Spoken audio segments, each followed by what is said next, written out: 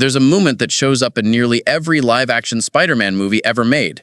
The girl he loves loses her footing, gravity takes over, and somewhere above her, a red and blue blur has to decide in less than a second whether he's fast enough to matter. It's happened in 2002, it's happened in 2014, it's happened in 2019, in 2021, and it just happened again this year in Brand New Day. 5 different falls, 5 different women, one recurring image burned into the DNA of this franchise.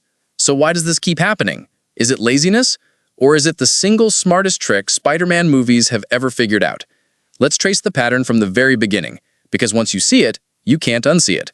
Go back to Sam Raimi's original Spider-Man in 2002, and you'll find the blueprint for everything that follows. The Green Goblin dangles Mary Jane off the Queensboro Bridge with one hand and a cable car full of screaming kids with the other, and forces Peter to choose. It's a cruel, elegant piece of villain logic, because it isn't really a test of strength. It's a test of what happens when heroism and love point in 2 different directions at once. Peter refuses to choose. He catches both. And in that single sequence, the franchise discovers its most reliable emotional weapon. Strap the person Peter loves most to the laws of physics, and every ounce of tension in the theater becomes personal instead of abstract. Nobody in the audience is rooting for Spider-Man to beat a bad guy anymore. They're just praying he gets there in time. For over a decade, that formula held. Then came The Amazing Spider-Man 2 in 2014, and the moment that changed how every future writer had to think about this trope forever. Gwen Stacy, cornered at the top of a clock tower during a battle with the Green Goblin, falls. Peter fires a web. It catches her. And for one horrible second, the movie lets you believe he made it in time, before revealing that the stop itself was violent enough to kill her instantly. This wasn't an accident of adaptation. It's lifted directly from one of the most infamous storylines in Spider-Man comic history, the night Gwen Stacy died, where the same brutal twist plays out on the page. Putting it on screen did something the earlier films never risked. It told the audience, explicitly, that the catch is not guaranteed. From that point forward, every single time a woman falls in a Spider-Man movie, there's a flicker of real dread underneath the spectacle, because the franchise has already proven it's willing to let the worst outcome happen. When the character rebooted again inside the MCU, the trope didn't disappear, it evolved. In Spider-Man Far From Home, the climax unfolds in the chaos of Mysterio's drone attack over London, with the bridge practically coming apart beneath everyone's feet. MJ is right in the middle of it, and Peter, disoriented, half-blind from Mysterio's illusion tech, fighting an enemy he can barely perceive, still has to find her and pull her out before the whole structure gives way.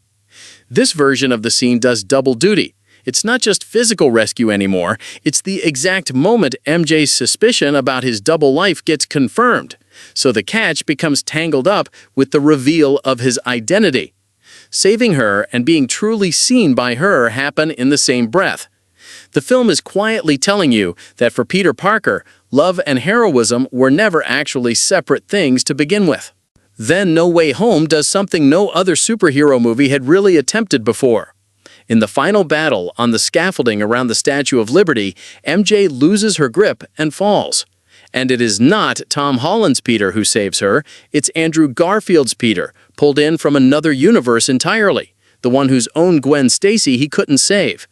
For that character, this isn't just a rescue. It's the single moment the multiverse hands him a second chance at the exact scenario that broke him years earlier. You can hear it in the way the film holds on his face afterward. This is a franchise reaching back through its own history and finally letting an old wound close. It's the most self-aware version of the trope that's ever existed, because the movie knows you remember 2014, and it's using that memory against you on purpose. And now, Brand New Day proves the trope isn't finished evolving. This time, MJ doesn't even consciously know she's Peter's whole world because Doctor Strange's spell erased her memory of him entirely. When Jean Grey's psychic powers spiral out of control and briefly take hold of MJ's mind, the fall happens again. MJ goes over the edge of a rooftop unconscious, and Peter barely gets to her in time. But this version stings differently than all the others, because MJ doesn't know what almost happened to her, and she doesn't know who just saved her, or why his hands were shaking afterward. For the first time, the catch is entirely one-sided. Peter is the only person in that moment who understands the stakes, which makes it maybe the loneliest version of this scene the franchise has ever shot. Step back, and the pattern stops looking like repetition and starts looking like architecture. Every one of these movies is built on the same founding wound.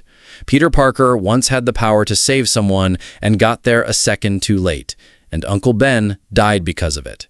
Every falling love interest afterward is a rerun of that exact test, staged again and again to ask the same question. Is this the time he's finally fast enough?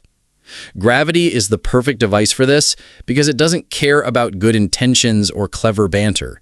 It just counts down.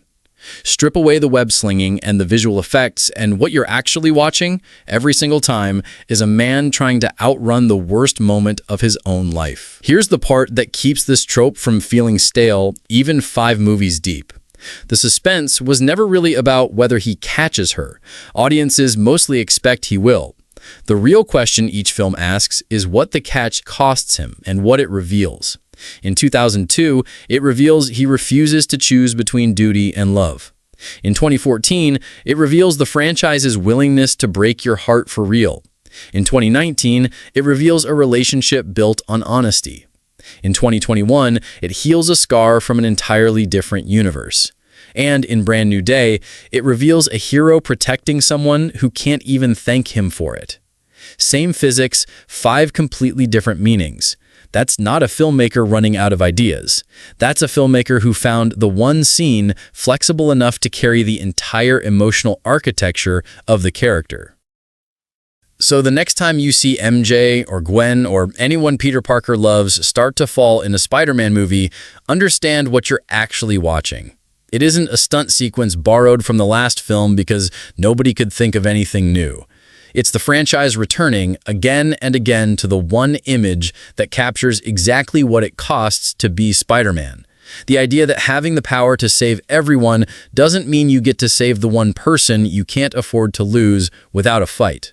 That's why it keeps happening. And honestly, that's why it keeps working. That's the anatomy of Spider-Man's favorite trope, and why it's never really about the fall. It's about who's underneath, waiting to catch her. Thanks for watching. See you in the next one.